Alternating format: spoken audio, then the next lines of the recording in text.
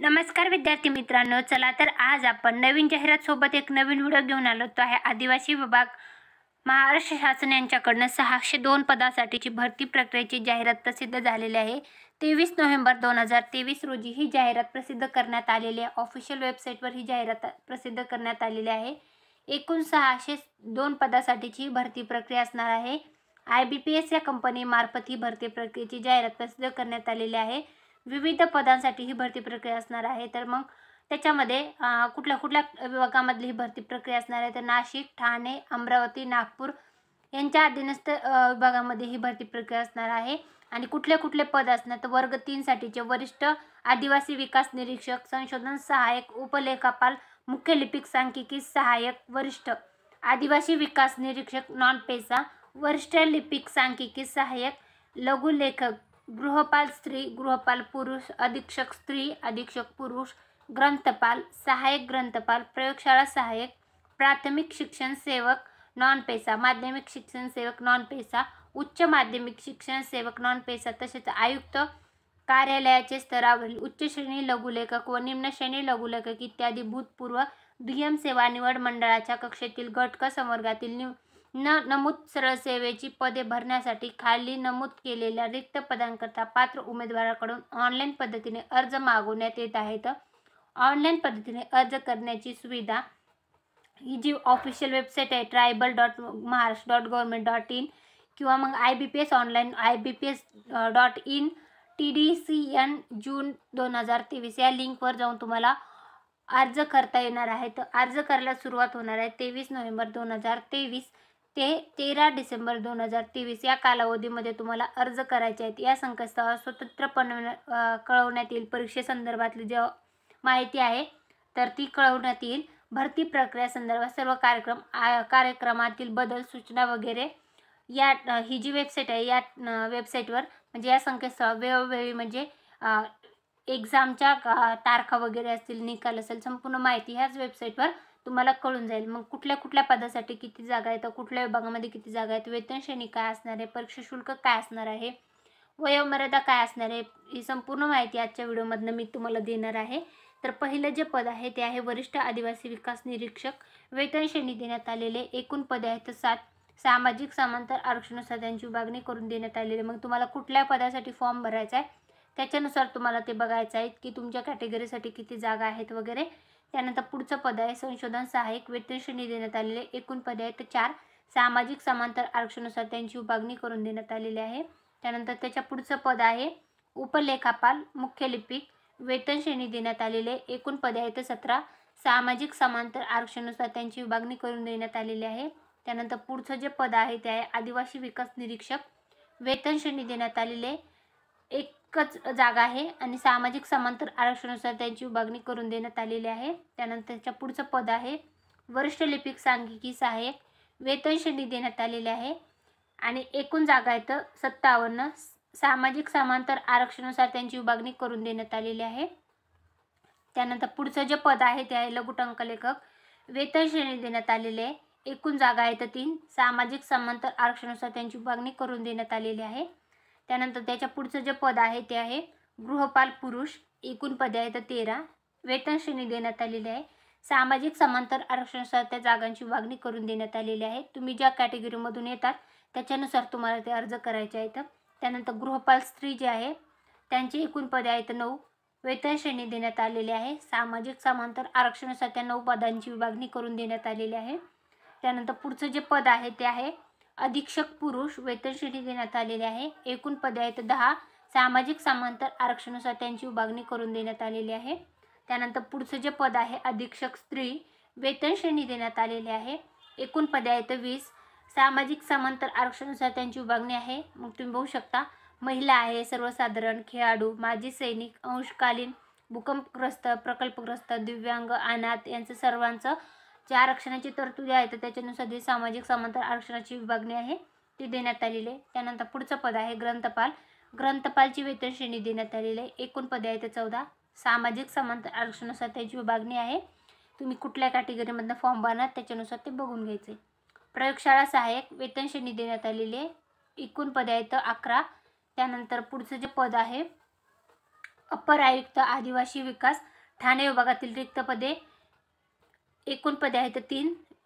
वेतन श्रेणी देण्यात आले. सामाजिक समांतर आरक्षणानुसार त्यांची विभागणी आहे. संशोधन सहाय्यक वेतन श्रेणी देण्यात आलेले, एकूण पदे आहेत 5. सामाजिक समांतर आरक्षणानुसार त्यांची विभागणी आहे. त्यानंतर पुढचं जे पद आहे उपलेखापाल, मुख्य लिपिक, सांख्यिकी सहाय्यक वरिष्ठ वेतन श्रेणी देण्यात आले. सामाजिक समांतर आरक्षणानुसार त्यांची विभागणी आहे. तर पुढचं पद आहे वर्ष लिपिक, सांख्यिकी सहाय्यक वेतन श्रेणी आहे, एकूण पदे आहेत 47. सामाजिक समांतर आरक्षणानुसार त्यांची विभागणी आहे. त्यानंतर त्याच्या पुढचं पद आहे गृहपाल पुरुष, वेतन श्रेणी देण्यात आलेली आहे, एकूण पदे आहेत 10. सामाजिक समांतर आरक्षणानुसार त्यांची विभागणी आहे. पुढचं पद आहे गृहपाल स्त्री, वेतन श्रेणी देण्यात आलेली आहे, एकूण पदे आहेत 5. सामाजिक समांतर आरक्षणानुसार त्यांची विभागणी आहे. त्यानंतर पुढचं पद आहे अधीक्षक पुरुष, वेतन श्रेणी देण्यात आलेले, एकूण पदे आहेत 12. सामाजिक समांतर आरक्षणानुसार त्यांची विभागणी आहे. त्याच्या पुढचं पद आहे अधीक्षक स्त्री, वेतन श्रेणी, एकूण पदे आहेत 22. सामाजिक समांतर आरक्षणानुसार त्याची विभागणी आहे. त्यानंतर पुढचं जे पद आहे ते आहे ग्रंथपाल. ग्रंथपाल पदासाठीचे एकूण 16 पदे आहेत, वेतन श्रेणी देण्यात आलेली, सामाजिक समांतर आरक्षणानुसार त्याची विभागणी आहे. त्यानंतर पुढचं पद आहे सहाय्यक ग्रंथपाल, वेतन श्रेणी देण्यात आलेले, एकूण पदे आहेत 1. सामाजिक समांतर आरक्षणानुसार. त्यानंतर पुढचं जे पद आहे ते आहे प्रयोगशाळा सहाय्यक, वेतन श्रेणी देण्यात आलेले. त्यानंतर एकूण पदे आहेत 13. सामाजिक समांतर आरक्षणानुसार त्याची विभागणी करून देण्यात आलेली आहे. त्यानंतर पुढचं जे पद आहे ते आहे अपर आयुक्त आदिवासी विकास अमरावती विभागातील रिक्त पदांचा तपशील. वरिष्ठ आदिवासी विकास निरीक्षक, वेतन श्रेणी देण्यात आलेली आहे, एकूण पदे आहेत 4. त्यानंतर पुढचं आहे संशोधन सहाय्यक, वेतन श्रेणी देण्यात आलेले, एकूण पदे आहेत 5. सामाजिक समांतर आरक्षणानुसार उपलेखापाल, मुख्य लिपिक, वेतन श्रेणी, एकूण पदे आहेत 8. सामाजिक समांतर आरक्षणानुसार वर्ष लिपिक, सांख्यिकी सहाय्यक, एकूण पदे आहेत 43. सामाजिक समांतर आरक्षणानुसार विभागणी गृहपाल पुरुष, वेतन श्रेणी, एकूण पदे आहेत 13. सामाजिक समांतर आरक्षणानुसार त्यांची विभागणी आहे. त्यानंतर पुढचं जे पद आहे ते आहे गृहपाल स्त्री, वेतन श्रेणी देण्यात आलेले आहे, एकूण पदे आहेत 6. सामाजिक समांतर आरक्षणानुसार त्यांची विभागणी आहे. त्यानंतर पुढचं पद आहे लघु टंकलेखक, वेतन श्रेणी देण्यात आलेले आहे, एकूण पदे आहेत 2. सामाजिक समांतर आरक्षणानुसार त्याची विभागणी आहे. अधीक्षक स्त्री, वेतन श्रेणी देण्यात आलेले आहे, एकूण पदे आहेत 1. सामाजिक समांतर आरक्षणानुसार त्याची विभागणी आहे. त्यानंतर पुढचं पद आहे ग्रंथपाल, वेतन श्रेणी देण्यात आलेले, एकूण पदे आहे 1. सामाजिक समांतर आरक्षणानुसार. त्यानंतर त्याच्या पुढचं जे पद आहे ते असणार आहे अपर आयुक्त आदिवासी विकास नागपूर विभागातील, एकूण पदे देण्यात आलेले आहेत. कुठल्या पदा संशोधन सहाय्यक या पदासाठीची एकूण जागा आहेत 3. वेतन श्रेणी देण्यात आलेले, सामाजिक समांतर आरक्षणानुसार विभागणी आहे. उपलेखापाल, मुख्य लिपिक, एकूण पदे आहेत 5. सामाजिक समांतर आरक्षणानुसार विभागणी, वेतन श्रेणी आहे. तर तुम्ही कुठल्या विभागामधनं फॉर्म भरणार तर त्याच्यानुसार तुम्हाला ते जागा बघायच्या आहेत. इथं आहे वर्ष लिपिक, सांख्यिकी सहाय्यक नागपूर विभागामधनं 40 जागा आहेत, वेतन श्रेणी देण्यात आलेल्या आहेत. त्यानंतर गृहपाल पुरुष आहे, त्यानंतर गृहपाल स्त्री आहे, एकूण पदे सामाजिक समांतर आरक्षणानुसार वेतन श्रेणी. अधीक्षक स्त्री, एकूण पदे सामाजिक समांतर आरक्षणानुसार वेतन श्रेणी. त्यानंतर अधीक्षक पुरुष, वेतन श्रेणी, एकूण पदे सामाजिक समांतर आरक्षणानुसार. प्रयोगशाळा सहाय्यक, एकूण पदे सामाजिक समांतर आरक्षणानुसार विभागणी, वेतन श्रेणी. ग्रंथपाल, एकूण पदे सामाजिक समांतर आरक्षणानुसार विभागणी. त्यानंतर उच्च माध्यमिक शिक्षण सेवक मानधन देण्यात आलेलं आहे, 14 पदे आहेत, सामाजिक समांतर आरक्षणानुसार. विषय आहे रसायनशास्त्र, भौतिकशास्त्र, गणित, अशी एकूण 14 पदे आहेत. प्राथमिक शिक्षक सेवा इंग्रजी 48 पदे आहेत. त्यानंतर प्राथमिक शिक्षण सेवक मराठी माध्यम, एकूण पदे आहेत 27. वेतन श्रेणी देण्यात आले, सामाजिक समांतर आरक्षणानुसार विभागणी. माध्यमिक शिक्षण सेवक मराठी माध्यम 18,000 रुपये प्रति महिना, वेतन श्रेणी. 15 जागा आहेत, सामाजिक समांतर आरक्षणानुसार विभागणी आहे. गणिताचे 7, विज्ञानाचे 7, इंग्रजीचं 1, असे एकूण 15 पदे आहेत. आदिवासी विकास निरीक्षक, एकूण पदे 7, सामाजिक समांतर आरक्षणानुसार विभागणी, वेतन श्रेणी. त्यानंतर आयुक्त आदिवासी विकास महाराष्ट्र राज्य नाशिक, जागा आहेत. उच्च श्रेणी लघुलेखक, एकूण पदे आहेत 3, सामाजिक समांतर आरक्षणानुसार विभागणी. निम्न श्रेणी लघुलेखक, एकूण 13 पदे, वेतन श्रेणी, सामाजिक समांतर आरक्षणानुसार विभागणी. त्यानंतर पुढचं जे हे संपूर्ण जाहिरातीतले पदांची संख्या देण्यात आलेली आहे. त्यानंतर पदसंख्या व आरक्षणासंदर्भातल्या साधारण तरतुदी, अटी व शर्ती आहेत त्या देण्यात आलेल्या आहेत. ते तुम्हाला व्यवस्थित बघून घ्यायचं आहे. तुम्ही कुठल्या कॅटेगरीमधनं फॉर्म भरणार, म्हणजे महिला असाल, खेळाडू, माजी सैनिक, प्रकल्पग्रस्त, भूकंपग्रस्त, पदवीधर, अंशकालीन, दिव्यांग असे असाल तर त्याच्या संदर्भातली जे आरक्षणाचा फायदा घ्यायचा असेल तर त्याच्या संदर्भात आहे. विमुक्त जाती, भटक्या जमाती, भटक्या जमाती, भटक्या जमाती, प्रवर्गातील असाल, आरक्षणाचा तरतुदीचा फायदा घ्यायचा असेल तर त्याच्या संदर्भात. मग नॉन क्रिमिनल प्रमाणपत्र, आर्थिक दुर्बल घटक म्हणजे EWS असाल, खुले असाल, ते संपूर्ण डॉक्युमेंट जे आहेत ते तुम्हाला लागणार आहेत. खेळाडूसाठीचं जे आरक्षणाच्या तरतुदी आहेत त्या देण्यात आलेल्या आहेत. त्यानंतर दिव्यांगासाठीचे जे आरक्षणाच्या तरतुदी आहेत त्या देण्यात आलेल्या आहेत. अनाथासाठीच्या आरक्षणाच्या तरतुदी देण्यात आल्या आहेत. माजी सैनिकासाठीचे जे आरक्षणाच्या तरतुदी आहेत त्या देण्यात आल्या आहेत. मग तुमच्याकडे कुठले प्रमाणपत्र, तुमच्याकडे डॉक्युमेंट असणं आवश्यक आहे त्या आरक्षणाचा लाभ घेण्यासाठी ते संपूर्ण डिटेलमध्ये याच्यामध्ये देण्यात आले आहे. पात्रता जी आहे तर ती आहे देण्यात आलेली आहे. खुल्या प्रवर्गासाठी 18 ते 38 वर्ष वयोमर्यादा आहे. त्यानंतर तुम्ही बघू शकता हे संपूर्ण डिटेलमध्ये देण्यात आले आहे. कुठल्या कॅटेगरीसाठी किती आरक्षण म्हणजे वयोमर्यादेमध्ये शिथिलता आहे तर ते देण्यात आले. शैक्षणिक अर्हता प्रत्येक पदानुसार देण्यात आलेली आहे. तुम्ही कुठल्या पदासाठी फॉर्म भरणार तर त्याच्यानुसार त्याची शैक्षणिक अर्हता त्याच्यामध्ये गणण्यात येणार आहे. ज्या पदासाठी फॉर्म भरायचा आहे आणि त्याची शैक्षणिक अर्हता जर बसत असेल तरच तुम्हाला इथं अर्ज करता येणार आहे.